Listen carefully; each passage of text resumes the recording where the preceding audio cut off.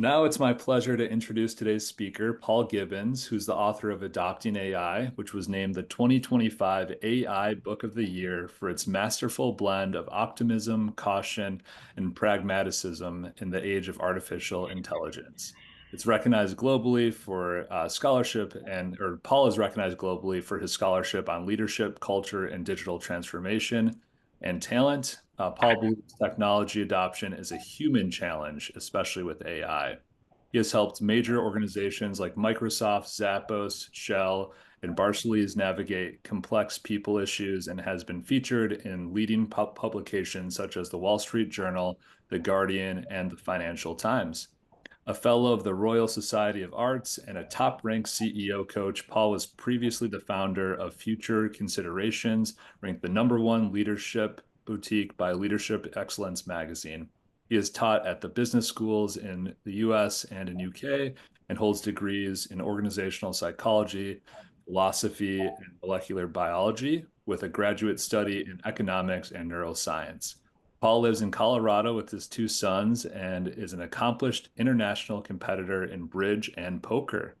Paul, without further ado, I will turn it over to you. Yeah, so hi everybody. I'm in Las Vegas playing the World Series of Poker right now. I'm not doing any events for June and July. My dream still is to win a world championship, so we'll see whether I'm able to realize that. When I'm not playing poker, I write books. Adopting AI is my 8th.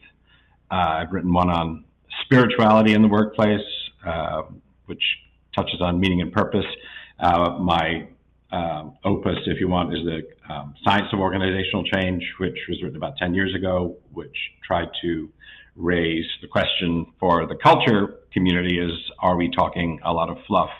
How do we have evidence for the kinds we do as changing culture people for how we do? And I will say, in my long career, no client has ever asked me, hey, have you got any evidence that supports what you're saying you can do for me?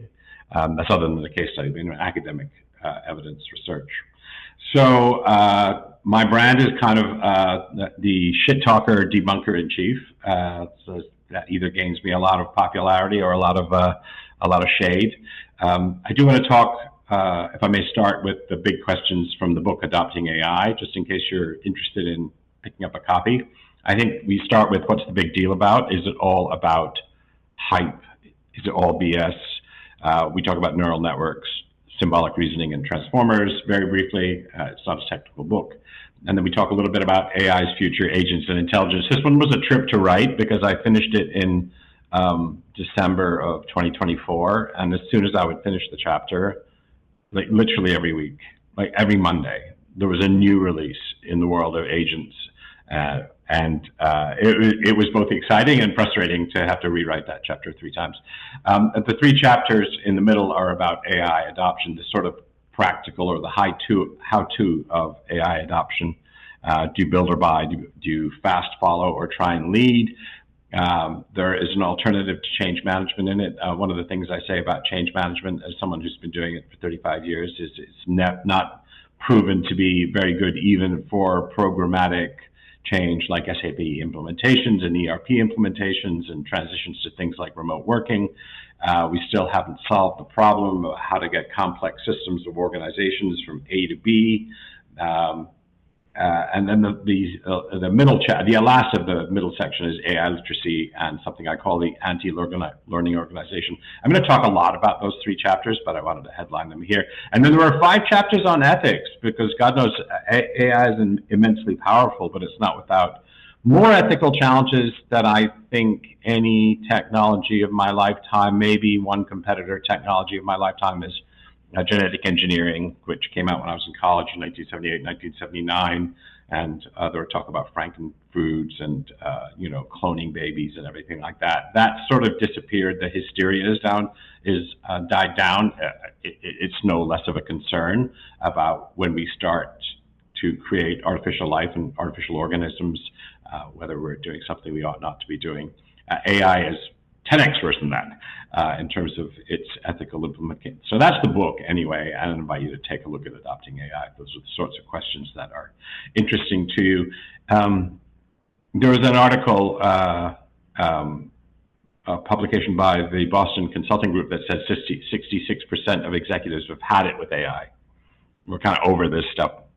That's not exactly what they said. They said it's not producing results in the time frame that they had expected. They're disappointed or muted in their response to it. And I'm reminded of something, those of you who remember your Shakespeare, the fault lies, dear Brutus, not in our stars, but in ourselves. And I think that's the main theme for this section, is the fault lies with us. Most leaders are disinclined to look at themselves and why what they're doing isn't working the way they think it ought to work. So these are the questions: cultural dysfunction, anti-learning organization, minimum literacy standards, learning paradigm shifts that are necessary, and what leaders should do. I think the three sections of this talk are the interaction between the level of AI adoption, which will change human culture, which changes the way they think about the world, which also, in a cycle, affects our rate of AI adoption. So these are the three topic areas that we'll get into right now. That's the BCG research, and it's kind of an interesting topic. They're in between a rock and a hard place because they neither can give up and say, you know, we're spending billions or hundreds of millions on this, and we're just not seeing the kind of business results and ROI we want. But they're also really afraid, of course, of not doing that and being out of business in a decade. And I think that's a very realistic possibility, that businesses that don't keep up will just be horrendously less efficient, less customer-centric, less purposeful. So I'm really, as far as business is concerned, I'd say that it's a mandatory skill set for any size of business, from a one-person band all the way up to the Walmarts and the Exxons of the world.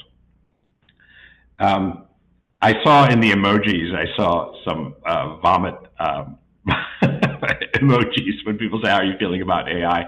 I think we're in the midst of some AI fatigue right now, not just the executives from the previous slide, but even I'm like someone who's like passionately interested about it. If I had to receive one more email in my inbox about how I'm going to make $250,000 a month using these 5 simple AI tools, well, I want to heave.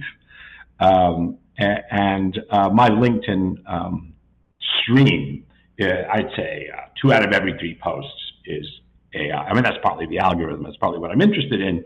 But you could be forgiven for being overwhelmed, and you could also be forgiven for thinking in a world. I come from the management consulting world, and nobody is better than peddling bullshit and hype than management consulting. It's almost like a definition of the profession. And this quote, strategy by buzzword, execution by panic, is something that, you know, I've seen over and over in my 35 years in the business world. So we're in the midst of our AI fatigue, and executives are rightly beginning to blame the technology and saying technology is all type. And here's the problem: it isn't that. You're doing it wrong. They are completely unrealistic in what they expect AI to produce for them, how quickly they expect to produce it, and they're completely mistaken in the approaches they're taking to do it.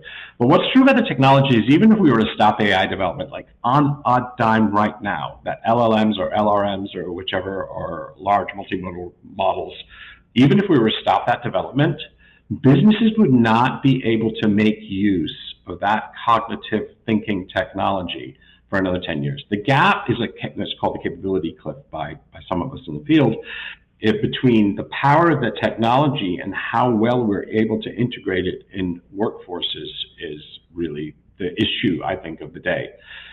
And here's why that happens, is most of the problems in organizations aren't necessarily thinking problems. But into our teams of workers, these 5 guys, most of you don't lift a shovel for a living, you have this thing come in, which is almost like a sort of a Rain Man in some ways. It's the most neurodiverse entity. It's very poor at some very trivial things. At its genius level, PhD level, you know, there was recent research, I think it was conducted by Google DeepMind, with a bunch of mathematicians, and some of the stuff that they were able to do in these specialized mathematical LLMs, one's called alpha geometry, was as good as the top 15 or 20 mathematicians in the world, the sorts of problems that it was able to address. But how do you use that kind of super intelligence in your marketing team or your human resources team or your strategy team or your operations team, your finance team, your legal team. Like, most of organizations aren't sitting there waiting for something super smart to pop in. It's almost as if we don't quite know what it can do.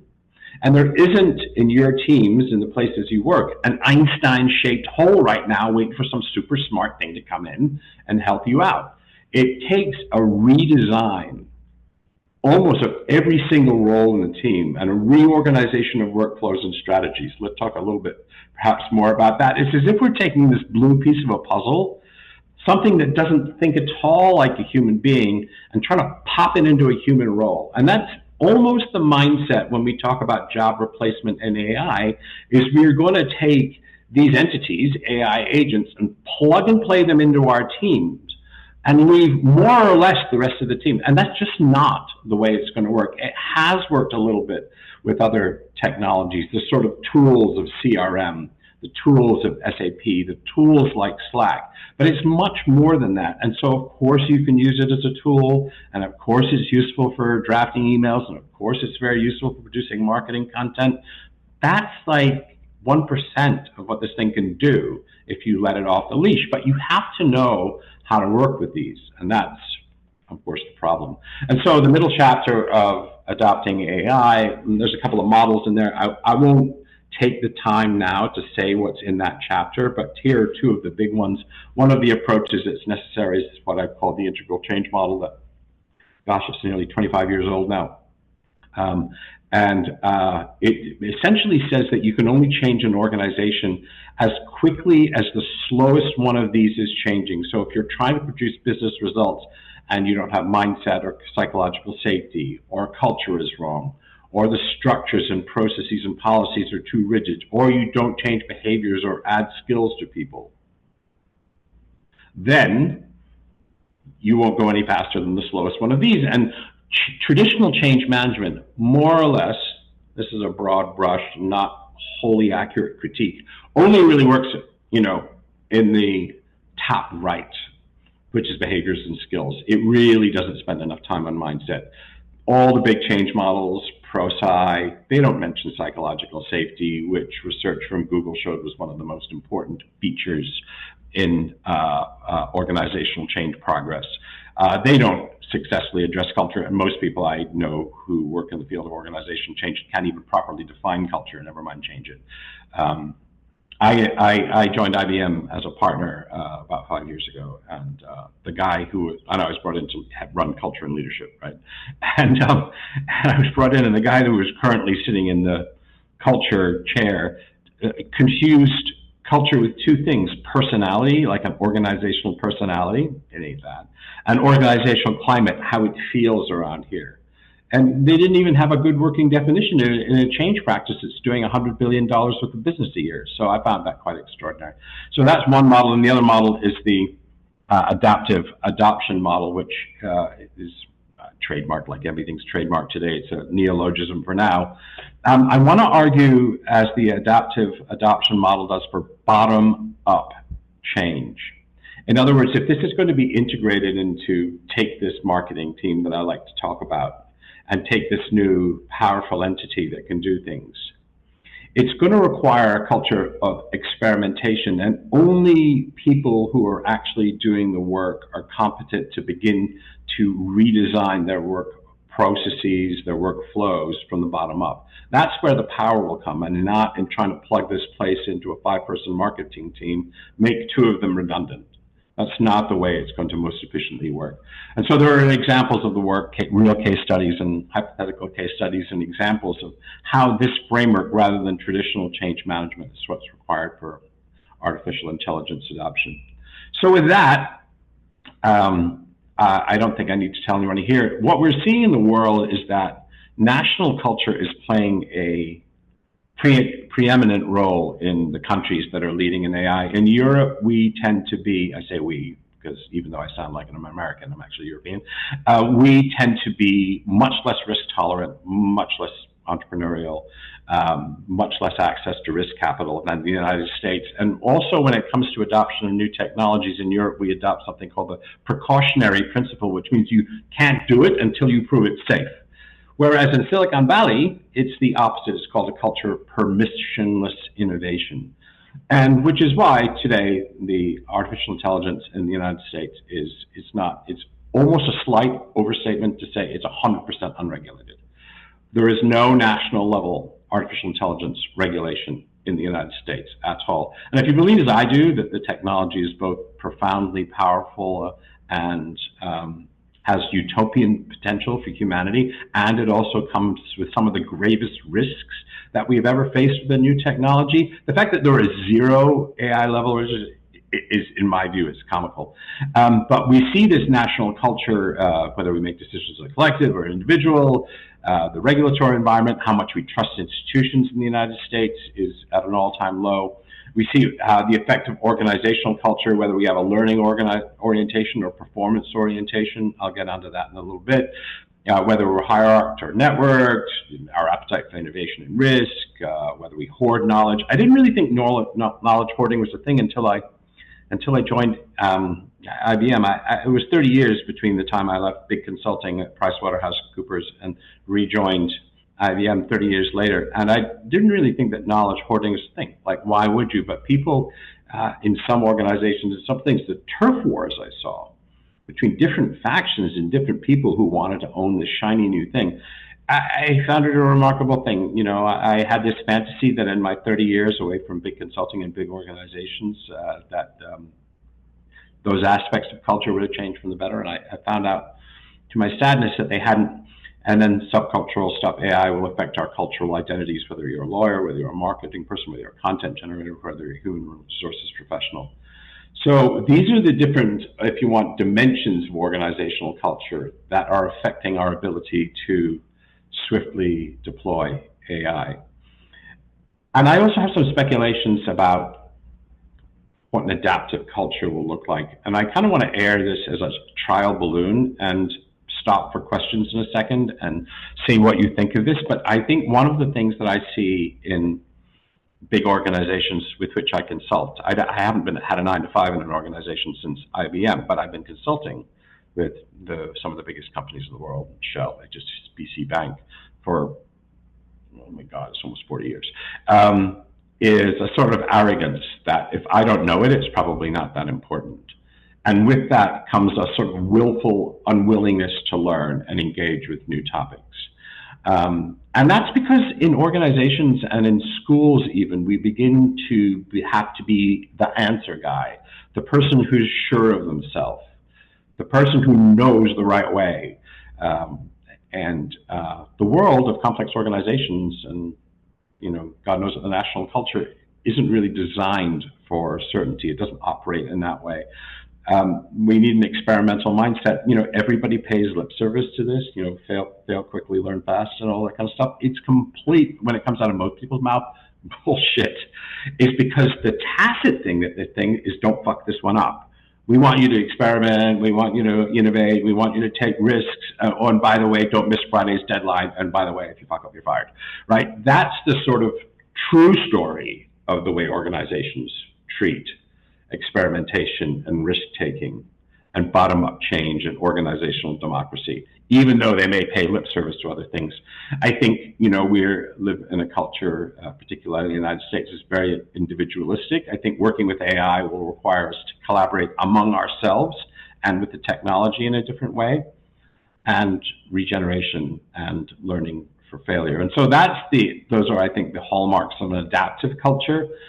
It's one that I have never seen in anything that approaches perfection. And I'd say I'd be a very happy person if I'd seen some of the big organizations that I work with doing even one or a few of these well.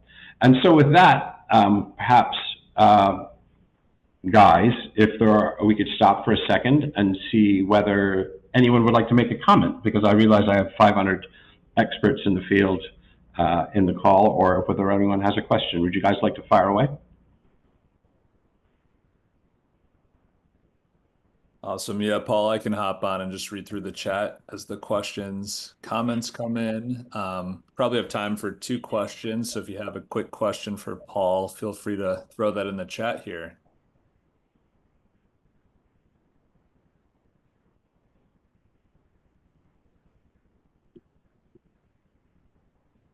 Paul, I have a pretty serious AI question for you. How do you think AI is going to affect the game of poker? It already has. I mean, it already. One of the most interesting things that we researched in adopting AI is how it triumphed in chess. So it used to be we used to program chess computers. It could be called brute force learning, is that they could just power through a trillion positions and come up with the right answer. But we were providing it with the rules, with the strategies. This is what an endgame looks like. This is what a pawn structure looks like. This is what early development looked like. All these chess strategies. In a sense, it was kind of an extension of what's called a rule-based or expert system. And then something amazing happened. Is they said, "Hey, man, the only thing you need to know about chess is you got to kill that guy's king. And by the way, there are some constraints about the way these things can move." And then we said to this computer, "Have at it. Learn to play." So you can imagine, right? If you only Yep. know how the bishops move. And within a few days, it was better than the best human chess player. Now people go, "Ho hum, Paul, you're a nerd with all that chess and poker bullshit that you do." If you could take an AI and define a problem well enough and have it self-learn and self-teach, what more interesting problems that would really serve humanity could we point this thing at? And I find that truly inspiring and exceptional, because if we can do that with one of the most complex games we've been able to devise, chess, in 3 days become Wow. better than the best human being in the world, what could we do with poverty, with climate change, with water shortages, with lack of access to medical care and education? Really interesting problems. And I think those are the problems that I would like to see AI directed towards, and a little bit less like how do I answer my emails more quickly. But Yeah. that's kind of preachy, if you don't mind. I love it. We have a question here from Anna. She says, how do we get companies to drive psychological safety given what you just said about being bottom line orientated? And say, I sometimes think like driving psychological safety is like installing democracy with war. Like they talked about the war in Iraq, is we're going to like fight our way into democracy, and whether driving psychological safety is the right thing is a certain thing. But one of the things, of course, that we don't have in any organization is it's part of my commitment to diversity, equity, and inclusion, is that how do people bring their full selves to work? How do people bring their purposes, their differences, their perspectives to work?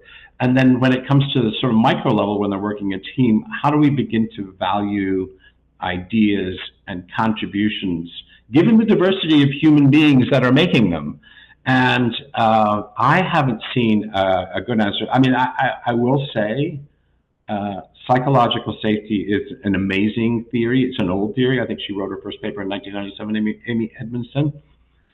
I've never seen it, either in the universities and where I've taught or in the big organizations with which I consult. I've never seen an organization where I really think, if someone wanted to share something uncomfortable, perhaps difficulties are happening, perhaps a radical new idea, perhaps discomfort or something that the leader thought was the most important thing in the world. I've never really seen that climate Hmm. in what I imagine it would look like. If you think about a support group or therapy group, or if you think about the communities that we form outside workplaces, which are mutually nurturing and mutually supportive. Religious communities often are. If you think about those and the culture that there are in some of those, in the best of them certainly, right? Something like that. And you think how different workplaces are.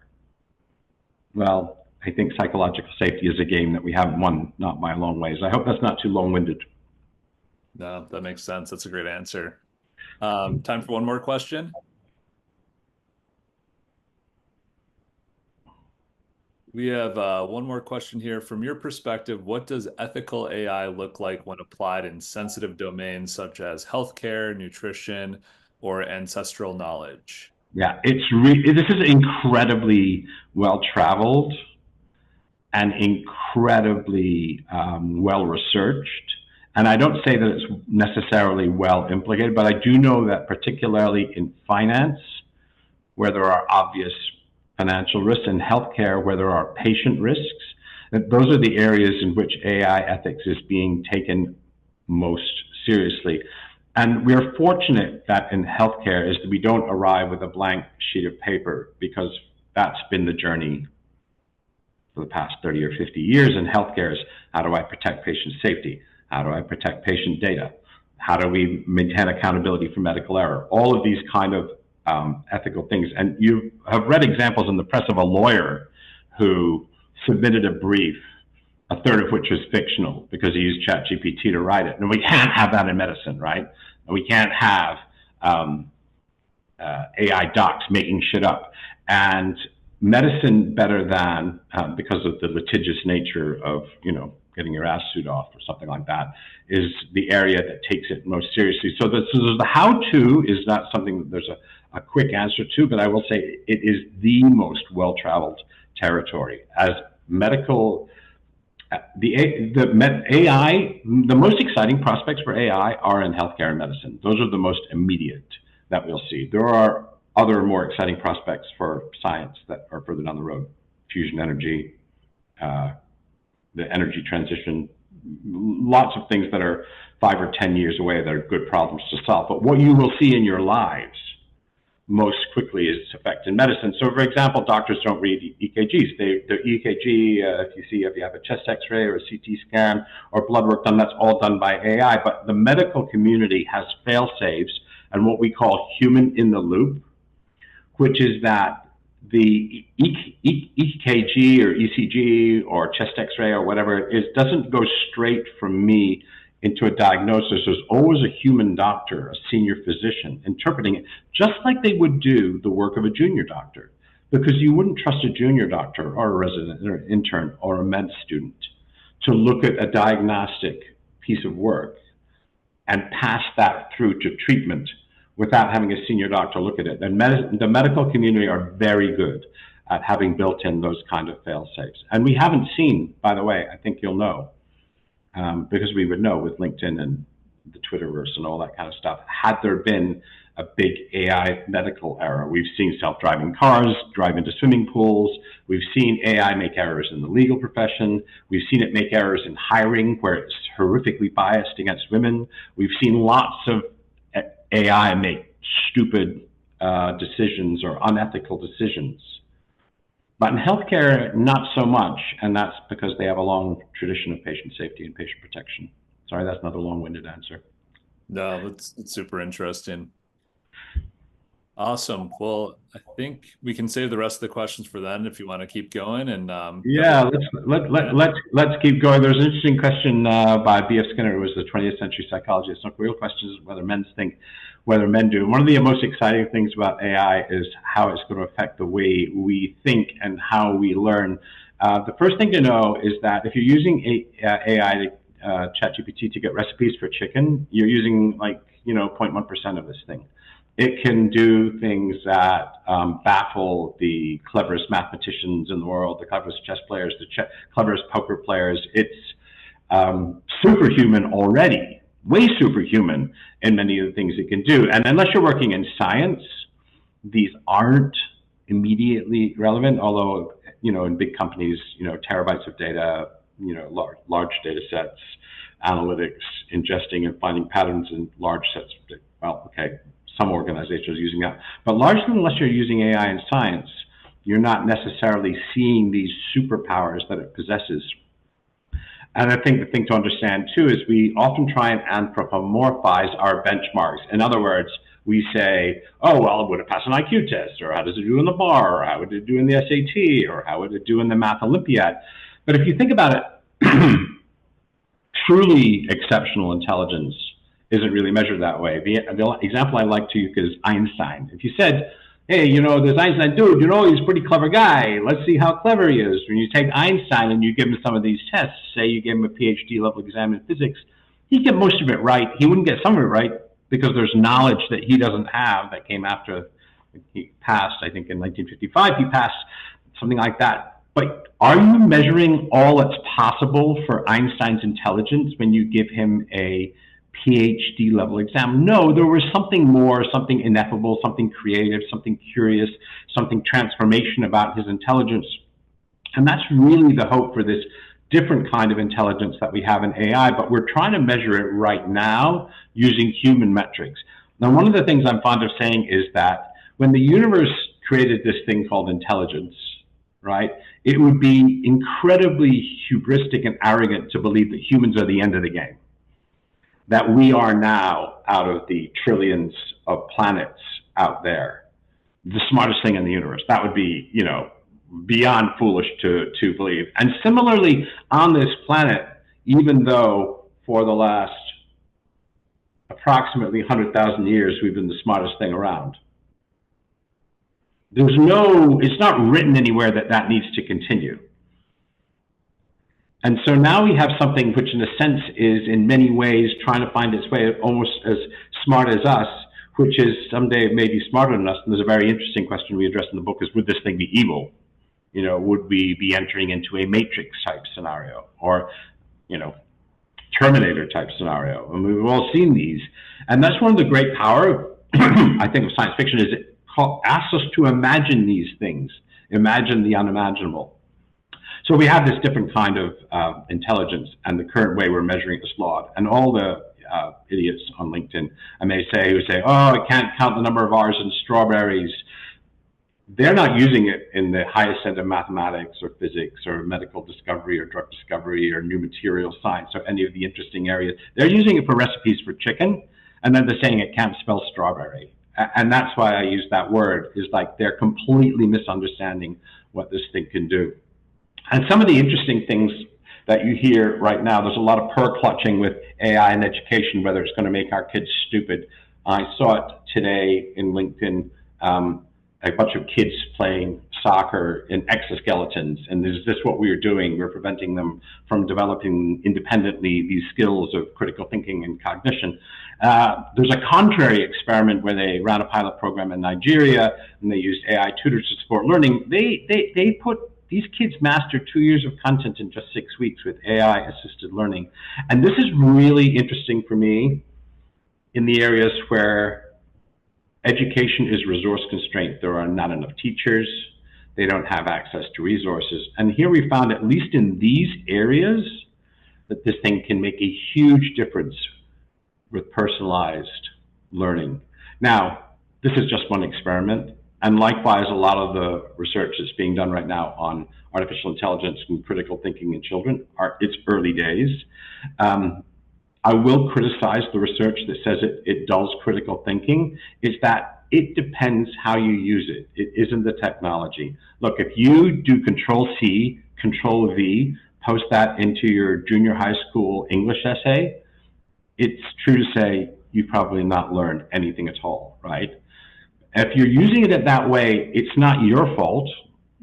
You're being expedient. It's not the technology's fault. It's just sitting there. It's the teacher's fault and the education system's fault for not asking the right questions in the right way.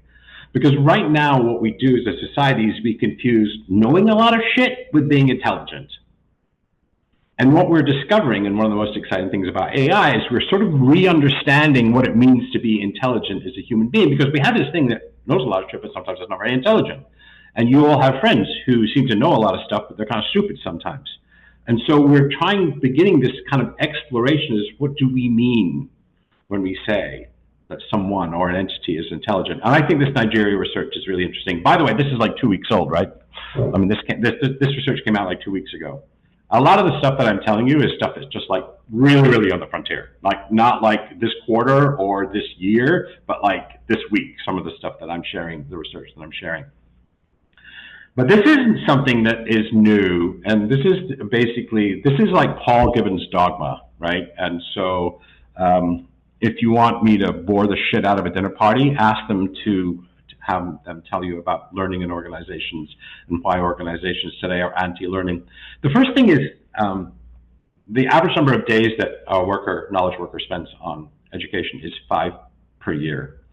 And in fact, I'm prone to suggest that that's even an exaggeration, because a lot of that will be things that don't really count as proper education, mandatory compliance checking, recertifying in something or other, conferences that don't really add value to your job, of which there are many. So I think 5 days is wholly too small. I think leaders don't lead learning.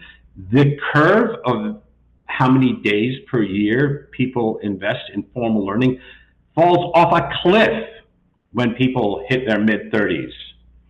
And there's this tacit idea at the top of organizations. I've worked with, many people who earn 8 figures, leaders of that sort of, altitude, if you will.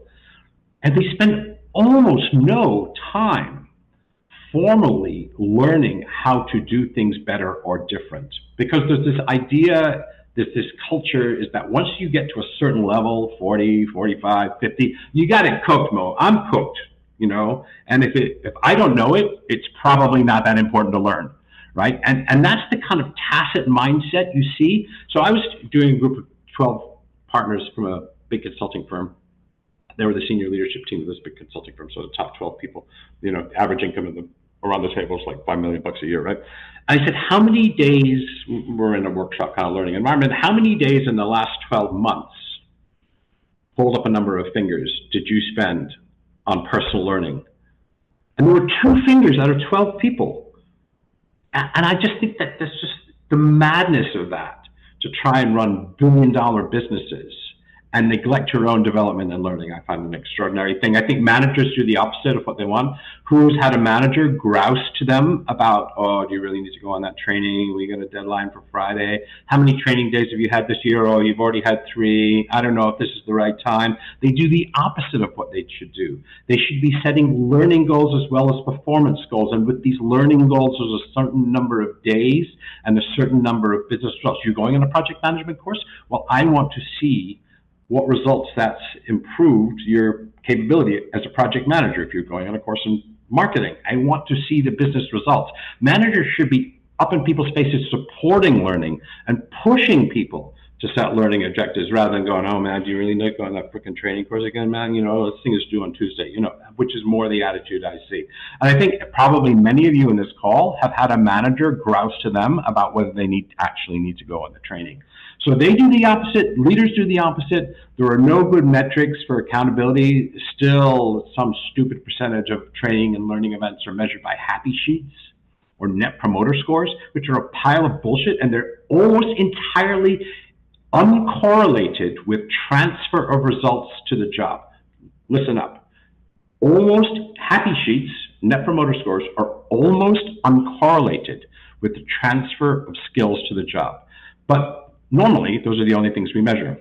And the focus in many things, I always say change management leadership is a little bit more like golf than it is like calculus. Generally speaking, what makes someone a better leader isn't knowing more stuff, but it's being able to practice constructive listening, giving feedback, creating psychological safety, handling conflict, negotiation. All of those require practice as well as concept. And curricula are hopelessly far behind the times, especially acutely with AI. I mean, at IBM, they were still teaching this this really defunct change model called ProSci, called ADKAR. That was the sort of in-house thing. And I was brought in to kind of say, like, we need some new approaches, we need ones that are more 21st century, yada, yada, yada, or something like that. But the learning and development people were extremely resistant because they had this curriculum cooked. And so they're often far behind, and they're acutely far behind with AI.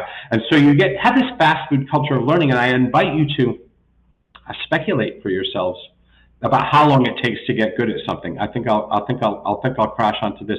How many days do you think a cellist practices as opposed to perform? It's about 30 to 1. I think that's Alcaraz, who just beat Sinner in the French Open final. Allegedly one of the most interesting, I haven't seen it, one of the most allegedly interesting tennis matches in the last 20 years.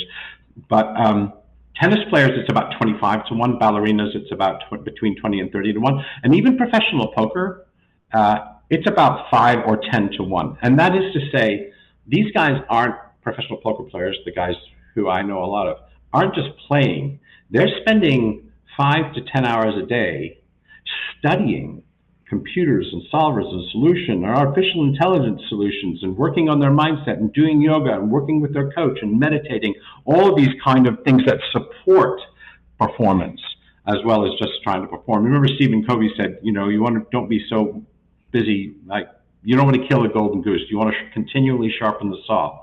And in all of these disciplines, to become a master of these disciplines requires extended effort and learning, and we just don't see that in organizations. And so one of the things that's my current project is AI literacy. And here are, I think, 7 AI literacy questions. I mean, I don't now offer a course on this. I'm being asked to offer a course on it. But what would I expect someone I consider to be AI literate to answer? I think they could tell the difference between a statistical correlation and a causal model. I think they know how large language models predict language and whether that's reasoning and what the implications and the differences between predicting language and reasoning are and what the implications are for truth and hallucination. I'd expect them to know different kinds of biases. I wouldn't expect them to say that just, AI is biased or it's trained on biased dating sets, but how does it become biased? Whose responsibility is for fixing bias? What are the different kinds of biases? I'd expect someone today who's a knowledge worker to be able to design and deploy an AI agent if they're literate, something simple, something that might take you 2 or 3 hours to do. I'd expect them to be able to talk me through the EU AI Act and tell which is a comprehensive piece of AI legislation, or the National Institute of Standards and Technology in the United States, which is not legislation, I hasten to add. It's just kind of recommendations. What do businesses have to do to be in compliance with them? I'd expect someone in marketing to know all of the ethics around data privacy, customer relationships that are affected by AI. I'd expect a cybersecurity person in an organization to know all of the different ways that AI may affect cybersecurity and all of the different AI countermeasures. Because right now in cybersecurity, it's a tussle between the bad actors who are using AI to try and penetrate systems and organizations and businesses and individuals who are using AI to try and create better firewalls against them. I'd expect people to be able to explain human in the loop, red teaming on all of these kind of ethical sorting measures or governance measures in organizations. And I'd expect them to be able to tell me why the analogy of kids playing sports in an exoskeleton, saying that they will develop mentally, why that's a flawed analogy, what is human cognition. So I would expect, someone who is relatively fluent in competent in AI to begin to answer that. I don't know, I haven't met a senior executive that can make their way through these questions with any credibility. So, and so these are some of the things I think in this new learning future that we need to think about and embrace. This beginner's mind, again, we're not trained that way even for school to think like a beginner. The expression I use in some of my books is being a grower, not a knower. But what we're paid to do so often in organizational culture is be the answer dude, the knower dude, the person who's sure of themselves. And we're not really trained to have a beginner mind. I think I spoke a little bit about experimentation. I think that goes with that session saying.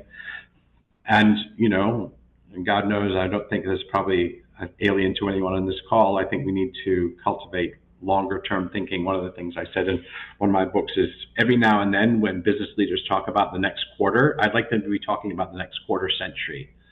But unfortunately, they're myopic in the extreme in the way they think about business performance and results. And so, and then that's part of our culture. That's part of the inheritance we have of having Wall Street, in a sense, dictate the rhythm of corporate performance and what is expected by what time, because there are quarterly cuts and quarterly accountability.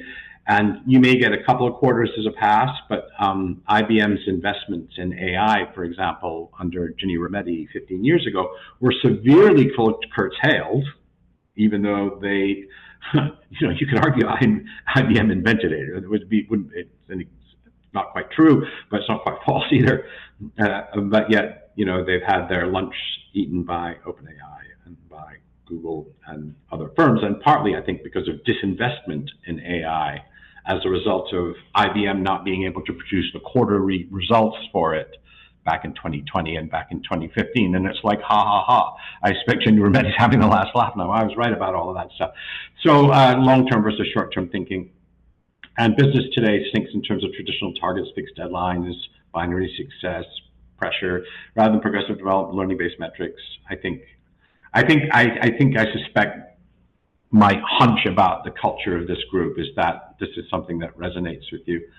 And so one of the quotes again from the book is that leaders must shift in their mindset from demanding immediate ROI from AI and think about themselves more as learners, think about nurturing organizational learning curves, think about compounding growth over time, think about, what if we did this 5% better every month? Where would we be in 18 months? Well, you'd be like 3 times better, dude. But we don't often have the patience for these kind of incremental, experimental results. And if I can hustle through in maybe just 5 minutes some of the ethical stuff, how is AI affecting us? I hope you haven't seen Severance, you want to get on it.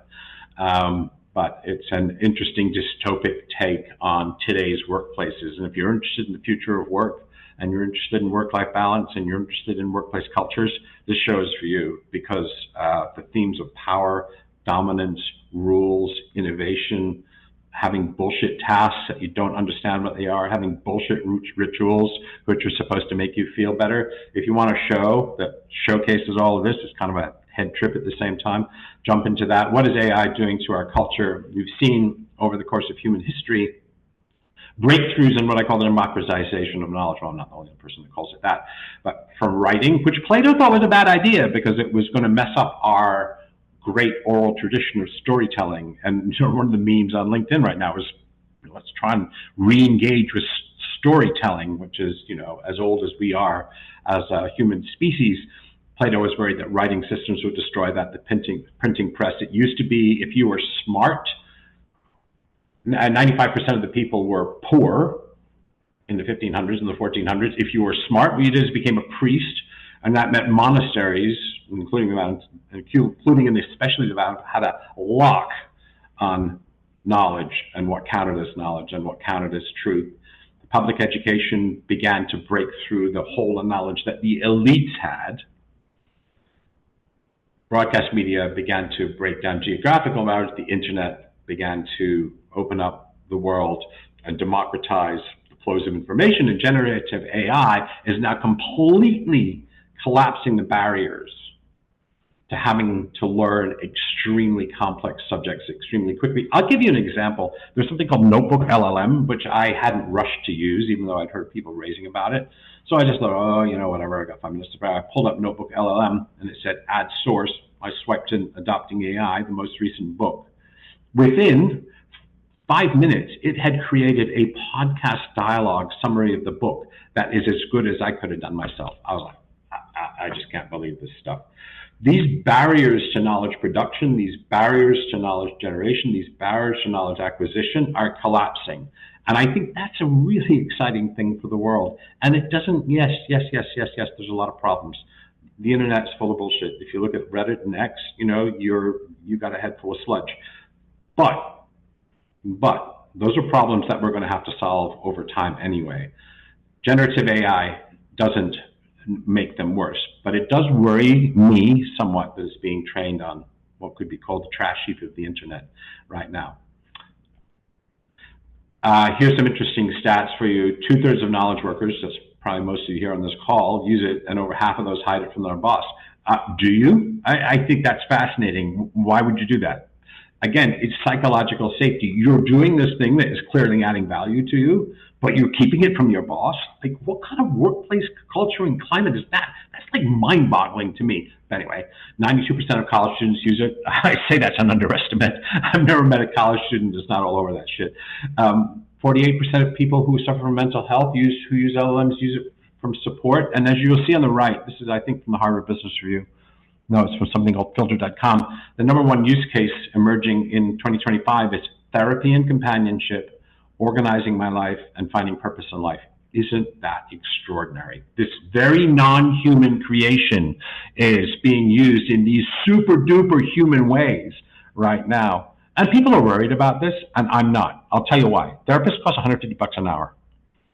at the bottom end of it, right? And all the way up. I know executive coaches that charge between $1,000 and $2,000 an hour, right? So this is the democratization of access to support, to therapeutic support.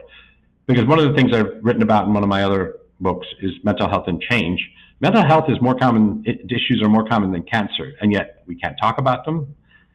And it's because we can't talk about them, it's very hard to get access and funding for getting support when you need it. Even in workplaces, EAPs I'm glad they're there, but they're kind of a joke because only 20% of people take advantage of them. And so I think this is exciting that we're going to be able to, again, it's these where access to therapy, access to support is resource constrained. And if any of you have ever tried to use one of your LLMs as a support or a life coach or a therapist or something like that, in my opinion, as someone who's got like 3 or 4 coaching certs, incredibly good, like at least as good as human coaches and human therapists that I've talked to. But I'll leave it to you to find out that for yourself. So this is what's happening in the world. This non-human creation is beginning to do very human things and is beginning to do them very well. And some of the data that's come out is that people who use LLMs as therapy or as support rated equal to or better than human therapy, which I just think is an extraordinary thing. So you may find that frightening. And on the frightening thing, of course, there are many dystopian ways we can look. I hope you've seen Black Mirror Nosedive, or something like that, where culture has changed so much. The sort of Instagram culture of popularity is the only measure of who we are our value as a human being. That's kind of a bullshit measure, right? But unfortunately, our society is beginning to lean that way. One of the things I say in one of my books is that popularity is a proxy for expertise. If you've got enough followers on LinkedIn or Twitter or something like that, you can be an expert, a guru in the make, whether or not you know your shit, and there are plenty of them who don't. There's also this great take, if those of you who had children or maybe just have too much time in your hands have seen WALL-E, where we've had to take off to spaceships and our lives are these sedentary guys drinking slushies and watching Days of Our Lives on television. So the Indian sage Krishnamurti says, no measure of health to be well adjusted to a sick society, which I think is quite clever. So these are some of the things in adopting AI. We begin to, throughout the book, explore these dystopian and utopian scenarios, whether it will be militarized, already is. And we ask you to consider, and you might actually ask you to consider this as a thought experiment right now, is where you think we are if this continuum more or less holds. Are we heading for biosphere blowout or planetary progress with AI? Are we heading for more automated bullshit finding its way into our inbox and more toxicity? Or is it a catalyst for human creativity? Or is it joining us and we becoming more connected as a community? Or are we going to be further more tucked into our screens? Is it going to make a fairer, more just world with more equality of opportunity for people to realize their potential as human beings? Or is it going to run into ethics backlashes? Is it going to make the world more biased and more hostile than it is already? Is it going to improve human wellness and longevity? I ask you to consider where you think we are and where you think we're heading. And one of the interesting things is the technology is kind of agnostic about where it goes, right? This is down to human agency, and human agency is going to make the difference between whether AI produces and brings us towards a more utopian, a more beneficial future, we called it the people first approach, because I think the ultimate measure of AI is not if it makes a few assholes in Silicon Valley a few more dollars. It's whether it does humanity any good. And by that, I don't really mean business, even though we use it in our working lives. I mean at things that really matter, like the United Nations Sustainability Goals, whether it really makes our plight as a human species, our journey, better, more wholesome, more nourishing, more nurturing, greater longevity, greater connectivity, less violence, war, oppression, exclusion, less of all of those things. And that for me is the measure about whether this is a good technology. And I'll be frank with you, I don't really give a shit about a business making an extra 0.2% ROI because they managed to shed some workers and replace them with the AI. That for me is not an interesting problem. And it's not really, doesn't really dignify us as a species, and it really doesn't dignify us as a technology. And there are some utopian futures, and I'll just kind of close with one of the greatest leaders I can think of, probably the greatest leader of our generation.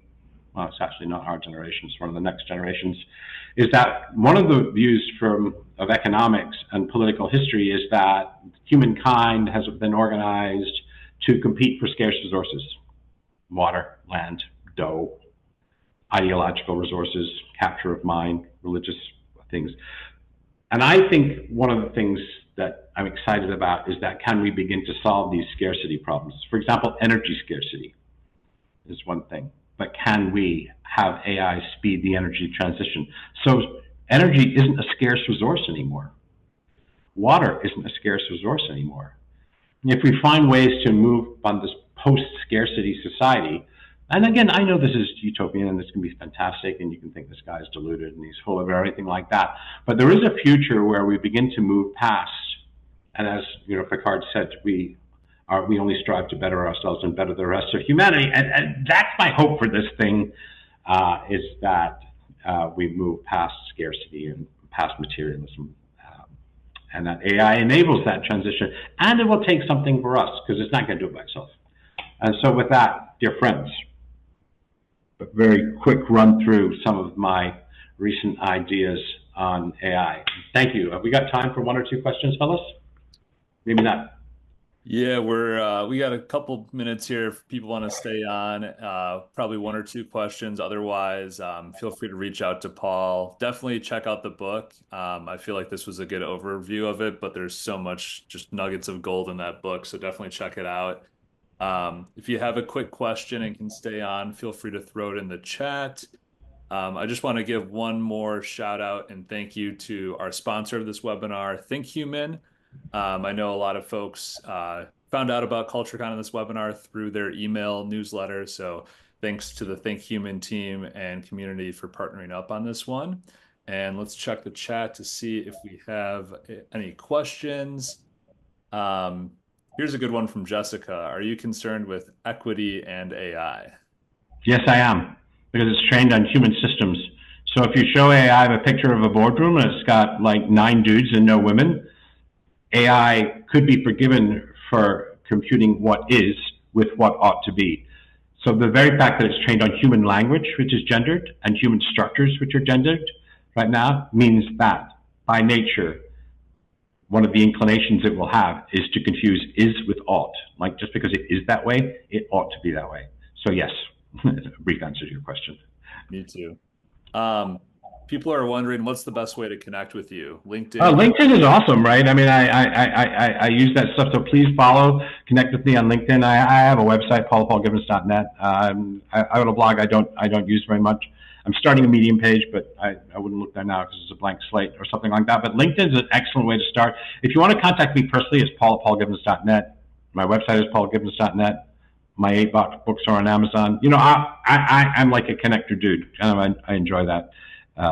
So please do reach out in one of those ways. Awesome. Yeah, I know we're a couple minutes over time, so if you have other questions, Nick just threw Paul's LinkedIn in the chat there. Paul, I'm sure you're going to get a bunch of LinkedIn requests from all these culture geeks. I love it. I love that shit. So yeah, let's bring it on. Yeah. Awesome. I hope I didn't swear too much. No, you're good. We don't have any filters on these webinars, so all right, good. All right, thanks, Paul. Good luck in Vegas at the tournament. We'll be rooting for you. Take it easy. Thank you. Bye-bye. Bye.